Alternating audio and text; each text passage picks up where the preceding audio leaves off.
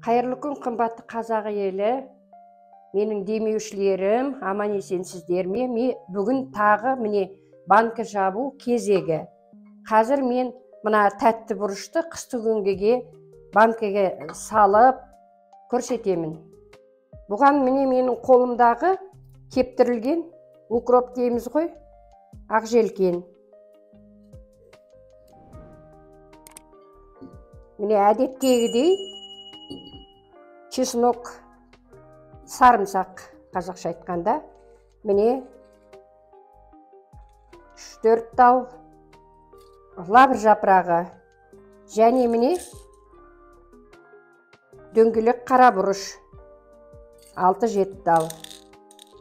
Енді бұл қыстыгүнгіге осылай салып сақтаған өте жақсы. Себебі бұл мынау месистей дейді ғой, еті қалың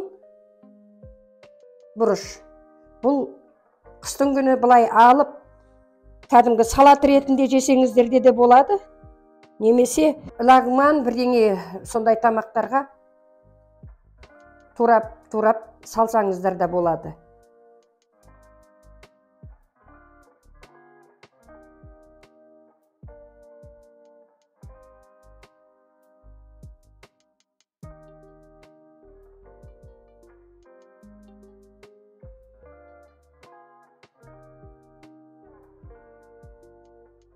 Міне енді литріне 1 тал ацетил кислота, литріне 1 тал, 2 литрге 2 тал саласыздар. Енді тұз, міне толы 2 қасық,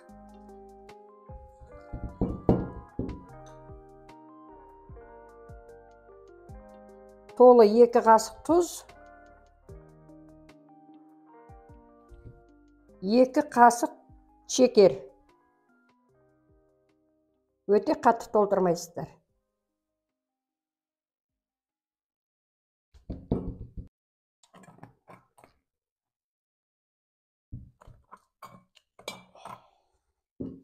Міне банкімізді толтырғанбыз. Енді жабуды бастаймыз. Бисмилля деп.